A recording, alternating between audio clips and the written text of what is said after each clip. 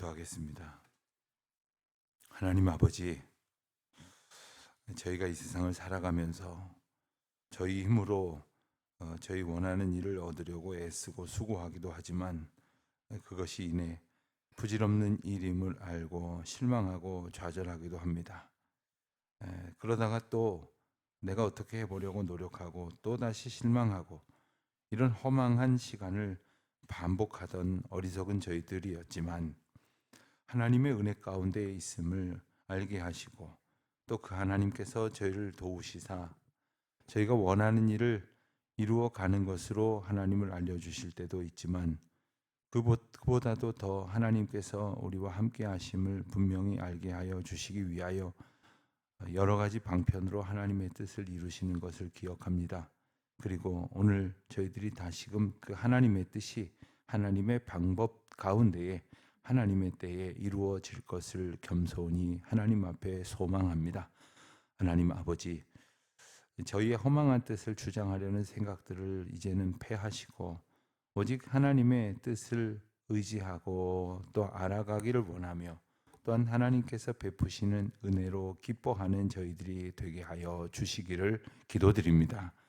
하나님, 저희가 이 세상에서 하나님의 은혜로 자유를 얻고 그리하여 자유 얻은 자로 살게 하여 주셨는데 오늘 다시금 그 자유를 방임하고 혹은 허탄한 것들로 마음대로 행하려는 방종에 빠지는 일이 없도록 주님 저희를 붙들어 주시기를 기도드립니다. 주님께로 더 가까이 또 말씀으로 날마다 새로워지고 오직 은혜와 믿음으로 예수 그리스도만 우리의 생명임을 의지하여 마침내 우리의 전 생애를 통하여 하나님만 영광을 받으실 수 있도록 그리하여 하나님만 드러나시는 일에 진정한 기쁨을 얻을 수 있도록 오늘도 저희들을 깨우쳐 알게 하여 주시기를 기도드립니다. 하나님의 은혜 가운데에 오늘도 이 하루를 시작합니다. 한 주간을 하나님의 은혜 가운데에 살아갈 수 있도록 도와주시옵소서. 혹 근심되는 일이 눈앞에 있을 것이겠습니다마는 주님이 주신 용기와 담대함으로 넉넉히 맞서게 하여 주시옵시고 혹 바쁘고 힘든 일 있다 할지라도 우리 주님 의지하고 앙망할 때에 독수리 날개치며 올라감 같은 새 힘으로 충만케 하여 주시옵소서. 밤 저녁마다 저희들이 잠자리에 누워서 쉼을 청할 때에도 하나님께서 그 쉼 가운데에 새 힘을 물붓듯이 부어주셔서 이 세상에 주님께서 맡기신 그 귀한 사명 감당하는 일에 부족함이 없도록 저희들을 지켜주시기를 기도드립니다. 하나님, 돌아오는 주일에는 저희 교회가 이제 가을 소풍을 함께 가지면서 온 교우들이 사랑의 교제로 모이려고 합니다. 저희들이 분명 공동체라고 말을 하지만 하나님 앞에 나와서 함께 예배를 드리는 믿음 안에 한 가족 되었다고 하지만 실상은 곁에 있는 성도들이 어떤 형편에서 어떻게 살아가는지 관심조차 기울이지 못할 때가 참 많습니다. 이 한 주간은 특별히 사랑으로 연합하는 한 주간이 되게 하시고 또한 이 한 주간은 서로 돌아보아 선행으로 격려하는 시간이 되게 하여 주시옵소서. 하나님, 저희 안에 풍성한 사랑을 허락하여 주실 우리 주 예수 그리스도의 놀라우신 은총을 기뻐하는 날들 살게 하여 주시옵소서.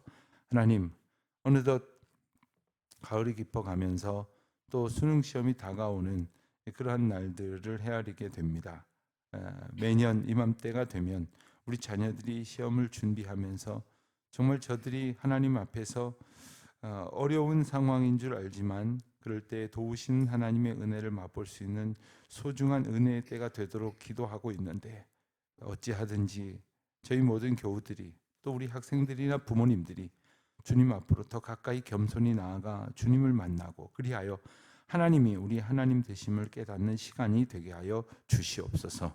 병중에 있는 교우들 또 여러 가지 어려운 일들 중에 있는 분들 또 그 가정의 가족들 한 사람 한 사람 주님의 장중에 굳건히 붙들어 주시옵소서. 주여 이 날이 복되게 하여 주시기를 간절히 바라오며 이 모든 말씀 우리 주 예수 그리스도의 이름으로 기도드립니다. 아멘. 갈라디아서 5장 말씀을 보겠습니다. 갈라디아서 5장 1절로 12절까지 말씀 다 같이 한 목소리로 봉독하겠습니다. 갈라디아서 5장 1절로 12절까지 말씀 우리 이제 한 목소리로 봉독합니다. 그리스도께서 우리를 자유롭게 하려고 자유를 주셨으니 그러므로 굳건한 위에 서서 다시는 종의 멍에를 매지 말라. 보라, 나 바울은 너에게 말하노니 너희가 만일 할례를 받으면 그리스도께서 너희에게 아무 유익이 없으리라. 내가 할례를 받는 각 사람에게 다시 증언하노니 그는 율법 전체를 행할 의무를 가진 자라. 율법 안에서 의롭다 함을 얻으려 하는 너희는 그리스도에게서 끊어지고 은혜에서 떨어진 자로다. 우리가 성령으로 믿음을 따라 의의 소망을 기다리노니 그리스도 예수 안에서는 할례나 무할례나 효력이 없으되 사랑으로서 역사하는 믿음뿐이니라. 너희가 다른 죄를 잘 하더니 누가 너희를 막아 진리를 순종하지 못하게 하더냐. 그 권면은 너희를 부르신 이에게서 난 것이 아니니라. 적은 누룩이 온 동이에 퍼지느니라. 나는 너희가 아무 다른 마음을 품지 아니할 줄을 주 안에서 확신하노라. 그러나 너희를 요동하게 하는 자는 누구든지 심판을 받으리라. 형제들아, 내가 지금까지 할례를 전한다면 어찌하여 지금까지 박해를 받으리요. 그리하였으면 십자가의 걸림돌이 제어되었으니 너희를 어지럽게 하는 자들은 스스로 베어버리기를 원하노라. 아멘. 바울은 갈라디아 교인들에게 율법과 자유의 관계를 말하면서 하나님께서 우리를 율법으로 살게 하셨던 때가 있었으나 그것은 곧 하나님께로 인도하기 위한 우리의 인도자 같은, 우리에게 일시적인 때를 인도하는 인도자가 되었다면 궁극적으로는 그 하나님께서 그 율법을 통하여 그리스도를 만남으로 하나님을 온전히 아는 은혜를 누리게 하셨습니다. 어제 우리가 설교 말씀에서도 들었던 것처럼 하나님께서는 우리가 하나님의 하나님 되심을 아는 것을 원하신다라고 말씀을 나눴습니다. 세상 모든 상황과 사건을 통해서 하나님은 그 하나님이 나와 상관없는 존재나 어디 보이지 아니하셔서 영향을 미치지 못하는 분이 아니라 지금도 내 안에서 나의 삶 가운데에서 역사하시는 우리의 주인이 되시고 인도자가 되어 주심을 깨닫는 것, 그것을 소원하도록 인도하여 주시는 것입니다. 그것이 바로 하나님의 은혜이고 또 우리에게 주신 믿음이고 그로 인하여 우리는 자유를 얻게 되었습니다. 그래서 우리는 자유자가 되었습니다.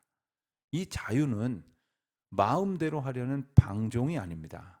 하나님 안에서 자유를 얻은 자로 살게 되었다 하는 말입니다. 우리가 살면서 때로는 별것도 아닌 것이 우리를 괴롭히고 또 별것도 아닌 것으로 인하여 자유를 얻는 것 같지만 예수님께서 주신 자유는 그 정도 차원이 아닌 것입니다. 예수님께서는 우리를 자유롭게 하시기 위하여 자유를 주셨다는 것인데 그것은 죄로부터의 자유입니다. 바울이 로마서에서 말했던 것처럼 율법으로부터의 자유입니다. 그리고 우리가 죽음을 앞둔 두려움에 빠질 수밖에 없는 존재로서의 누려야 할 자유입니다. 모든 형벌과 우리를 괴롭히는 것들로부터의 자유입니다.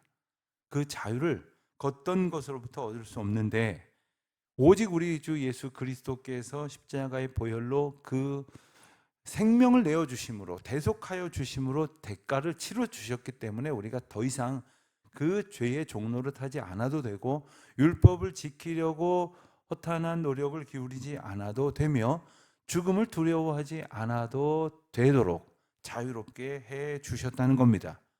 자, 그런데도 불구하고 여전히 그 종의 멍에를 메었다는 것은 그것은 그 자유로 받아들이지 못했다는 거예요. 하나님이 하나님 되심을 알지 못했다는 겁니다.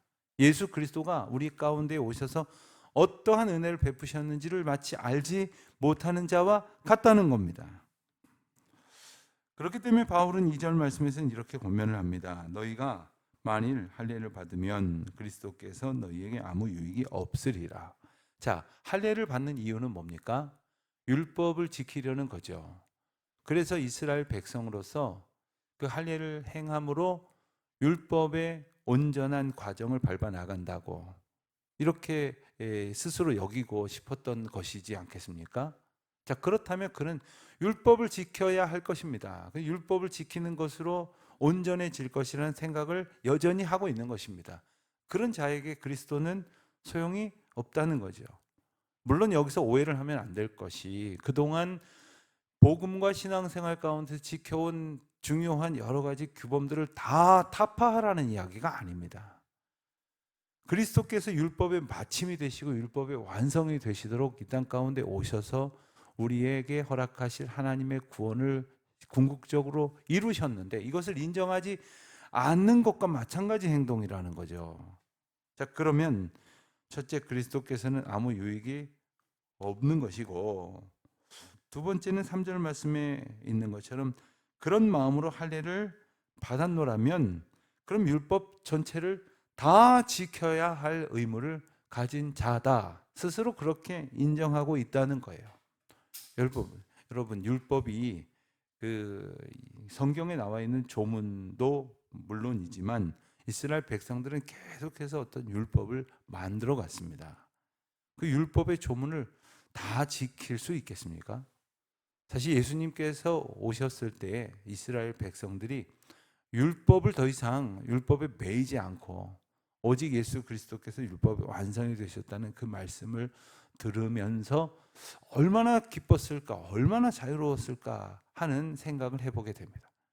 우리가 살면서 어떤 일을 계속 해야만 했다가 이제 더 이상 하지 않아도 되었을 때 갖는 기쁨, 이거 얼마나 큰지 모릅니다. 하물며 우리가 율법을 지켜야만 하나님의 은혜에 이르게 된다고 생각하였던 그런 아무리 애써도 달성할 수 없는 목표 앞에 있던 인생이 그리스도의 십자가 보혈로 인하여 온전케 되었으니 율법을 우리 가운데에서 완전하게 주님은 해결해 주셨으니 그 안에서 누리는 자유, 그것은 곧 무엇이냐면 4절 말씀에서 보는 것처럼 율법 안에서 의롭다함을 얻으려고 했던 인생들을 하나님의 구원의 은혜를 믿음으로, 오직 믿음으로 구원을 얻게 하신 은총의 사람으로 자유롭게 하셨다는 것을 의미하는 거죠. 그렇지만 여전히 그래도 율법을 지켜야 돼. 그 행위가 나를 완전하게 할 수 있다. 행위로서만이 내가 하나님의 구원을 얻을 수 있다라고 주장하는 사람은 다시 말씀드리지만 그리스도와 상관이 없는 거예요. 그러니까 그리스도와 연합하였다고 생각하는 것들이 다 소실되고 끊어지는 것이며 우리 그리스도를 통해서 주신 하나님의 은혜로부터 떨어진 자다. 하나님의 은혜와 그리스도를 통해서 주신 하나님의 은혜와 상관이 없는 거예요. 여러분, 우리가 이 세상에서 누리는 은혜 가운데에는 하나님의 백성 아닌 사람에게도 주시는 보편적인 은혜가 있습니다. 예를 들어서 정말 따사로운 햇살이 내리쬐이고 때를 따라 비를 내리시고 또 그리고 이 가을처럼 참 멋진 풍경을 이렇게 보여주시는 것, 이건 하나님 알지 못한 사람들에게도 다 주시는 보편적인 은혜란 말입니다. 그런데 예수 그리스도의 이름 앞에서 우리에게 주시는 특별한 은혜가 있습니다. 그것이 바로 구원과 자유입니다. 이 자유는 어떤 것이냐? 예컨대 우리가 다 한 가지 이상의 병을 앓고 있다고 한번 생각을 해보십시다. 뭐 종류가 달라도 각자 병이 있다고 한번 생각을 해보세요. 병이 있고 싶지 않으신 표정이겠지만 하나 있다고 하십시다. 그런데 어떤 사람은 그냥 도상 그것만 염려하고 그것만 붙들고 어떻게 하면 좋지, 이거 나야 되는데 낫질 않고 어떻게 해야 좋을까 막 안달복달하는 분들이 있지만 어떤 분들은 살다 보면 몸이 약해지는 거고 병도 얻을 수 있지, 그래도 병이 있는 것을 알게 하셨으니 고치러 가면 되지, 고칠 수 있게 하셨으니 고침받아 남은 삶을 살면 되지, 혹 고쳐지지 못한다 해도 내가 예수 믿는 사람으로서 언젠간 하나님 나라의 갈 일을 이제 내 마음 가운데 믿음으로 고백하고 소원하게 하셨으니 살든지 죽든지 난 그리스도의 생명이요 온전한 하나님의 자녀다 하고 그 뚜벅뚜벅 걸어나가면 그는 병을 이미 이긴 자인 거예요. 병에 매인 것이 아니라는 거예요. 어떤 사람은 돈 없다고 막 죽을 말을 다 하면서 살아가는 사람이 있지만 없는 것 속에서도 있는 것을 감사하는 그런 사람이 있지 않습니까? 이것이 바로 하나님 안에 있는 사람들이 하나님의 은혜를 누림으로써 얻게 되어지는 자유. 그 다른 것들은 다 소용 있어도 그만이고 없어도 그만이고 이래도 되고 저래도 되고 오직 하나님의 은혜만이 내 안에 있음을, 그래서 내가 구원 얻은 자로 살아간다고 하는 것. 그래서 5절 말씀에 뭐라고 말씀하십니까? 우리가 성령으로 믿음을 따라 의의 소망을 기다리노니. 오늘 말씀 가운데에 가장 중요한 한 구절을 뽑으라면 저는 5절을 꼽고 싶습니다. 그렇습니다. 우리가 의의 소망을 기다린다. 우리가 의로워지는 소망을 가질 수 있는 것은 결코 우리 인생으로서는 희망이 없는 일입니다. 우리가 아무리 애써도 의로워질 수가 없기 때문이죠. 우리가 율법을 지킨다고 의로워지는 것도 아니라는 것을 이스라엘 백성들도 다 알고 있었습니다. 그러나 하나님께서 우리에게 믿음을 주셨습니다. 그래서 그 믿음으로 살면 하나님의 은혜 안에 진정한 평강과 자유를 누리게 하실 것이고, 그래서 믿음으로 살 때에 사도 바울이 강조했던 이 신칭의 믿음으로 의롭다 여김을 받는 소망을 이제 비로소 우리가 바라보고 기다리게 하셨는데, 그 소망을 품고 그 소망을 지닌 채 포기하지 않고 살아갈 수 있는 힘은 성령 하나님이 우리 가운데 오셔서 우리를 도우실 때만이다 라는 말씀입니다. 7절을 보면 너희가 다른 일을 잘하더니 누가 너희를 막아 진리를 순종하지 못하게 하더냐. 지금까지 갈라디아 교인들과 성도들이 잘 믿음의 길을 잘 달려왔다라는 말입니다. 예수 그리스도의 복음을 듣고 그리고 그 복음을 의지해서 잘 살아왔는데, 지금 갈라디아 교회에 이상한 소리가 들려진 거예요. 예수 그리스도의 이름은 그건 우리의 구원이 아니고, 우리는 우리 민족의 역사 가운데에서 주어진 그 율법에 온전히 응답함으로써만이 우리는 하나님의 구원을 얻는다라는 말을 누군가가 했던 거죠. 그 거짓 교사들의 가르침, 8절에 보니까 그런 권면은 너희를 부르신 이에게서 난 것이 아니다. 그 부르심에 우리 하나님께서 우리에게 주신 것이 아니라는 말씀을 하시죠. 그런데 지금까지 잘 달려왔는데 도대체 누가 무슨 말을 해서 너희를 진리 가운데에서 온전히 순종하지 못하게 하더냐 묻는 겁니다. 우리 안에 어떤 문제가 있음을 묻는 겁니다. 그런데 어떤 사람들은 그런 사람도 있겠지, 그런 말도 있겠지, 그러나 아주 소수고 적은 부분이니까 상관없어 라고 간과해서는 안 될 것이, 적은 누룩이 온 덩이에 퍼지는 것처럼 그 악한 영향력이, 잘못된 생각이나 말이 그 공동체 전체를 영향을 미칠 수 있다는 건 사실을 분명히 상기시키는 것이죠. 10절을 보면 나는 너희가 다른 마음을 품지 아니할 줄을 주 안에서 확신하노라. 여러분, 이 말이 어떤 의미에서는 참 언뜻 받아들일 수가 없는 것이, 우리 자신이 아무런 다른 마음을 품지 아니할 만한 순전한 사람이라는 확신을 스스로도 갖지 못하지 않습니까? 그러나 바울이 이렇게 단언하는 이유는 뭐냐면 주 안에서라는 단어가 있기 때문이에요. 그러니까 우리가 주 안에 거할 때에 우리는 다른 마음을 품지 않을 수가 있어요. 그런데 순간 마음이 왔다 갔다 하다 보니까 주님 안에서 진정한 평강과 자유를 누리다가 허탄한 곳에 가서 허탄한 말에 휩쓸리게 되면, 그런 다른 마음을 품지 아니하는 것이 아니라 다른 마음을 품고 다른 마음에 휩쓸려서 살아갈 수밖에 없다는 거죠. 그러니까 사도 바울은 말하기를 우리가 다른 마음을 품지 않고 온전히 하나님 주신 마음만 품고 믿음 안에서 살아갈 수 있는 길은 바로 주 안에 거하는 것이다. 예수 그리스도 안에 거하는 것. 그러니까 내가 예수 안에 살고 예수 그리스도가 내 안에 사는 것은 곧 내 삶 가운데 나를 온전히 다스리시고 내가 온전히 순종하는 대상이 예수 그리스도라는 그 믿음의 고백 가운데 사는 거죠. 어떻게 사는 것이겠습니까? 예수님 생각하는 거죠. 어떤 사람하고 누구랑 말을 할 때 갑자기 내가 확 이렇게 말해버리고 싶을 때가 있어요. 그럴 때 예수님이라면 어떻게 말씀하셨을까? 예수님이라면 이런 상황 속에서 뭘 말씀하시려고 하실까? 뭘 보게 하실까? 오늘 저와 여러분이 살아가는 삶의 모습은 다 제각각 다를 겁니다.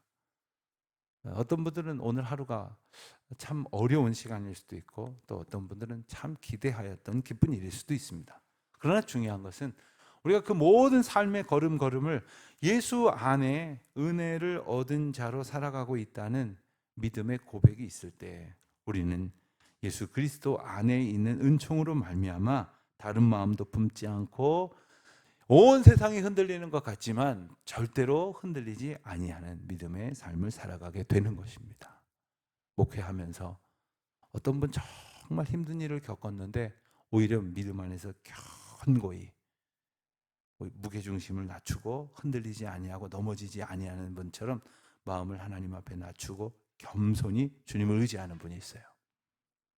그러나 반대로 별것도 아닌데 붕 떠가지고 스스로를 높이고 교만해져가지고 그래서 넘어지는 사람이 얼마나 많습니까? 12절 보면 너희를 어지럽게 하는 자들을 스스로 베어버리기를 원하노라. 그렇습니다. 이것은 두 가지 의미에서 생각해 볼 수 있을 것입니다. 우리 안에 이런 마음들이 있다면 우리 스스로 그것을 물리칠 수 있도록 해야 합니다. 어떻게 하면 되겠습니까? 예컨대 어둠이 가득한 방을 빛으로 채우려면 어떻게 해야 되느냐 그랬더니 촛불을 하나 딱 가져다가 불을 딱 밝히면 된다고 답을 하더라고요. 그렇습니다. 빛이 밝혀지는 순간 어둠이 몰아나집니다. 사라집니다. 우리 안에 예수 그리스도에 대한 고백이 계속 되어질 때 허탄한 생각들이 염려와 근심이 사라지게 될 것입니다. 교회 공동체도 마찬가지입니다.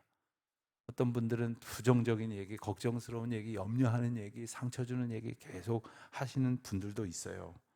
그러나 그것을 스스로 베어버린다는 것은 무엇입니까? 그런 말들보다는 성령의 고백들이 그리고 그리스도로 인한 기쁨의 찬송이 그리고 하나님께서 주신 은혜에 대한 응답의 노래가 넘쳐나는 것, 그것이 가득한 삶이 저와 여러분의 삶 가운데, 가정 가운데, 우리 교회 공동체 가운데 풍성하게 넘쳐나기를 주의 이름으로 축원드립니다. 기도하겠습니다. 하나님 아버지, 저희가 예수 그리스도 안에 있을 때, 예수 그리스도 안에 있음을 날마다 고백할 때 주님 주시는 참 자유를 누리게 됨을 알게 하시니 감사합니다. 오늘도 저희의 삶의 형편은 여러 가지로 자유롭지 못한 것들이 있겠습니다마는 그리스도 예수 안에서 주님의 은혜와 능력으로 얻게 될 자유로 인하여 기뻐하며 주를 영화롭게 찬송하는 주의 백성 되게 하여 주시옵소서. 예수님의 이름으로 기도드립니다. 아멘.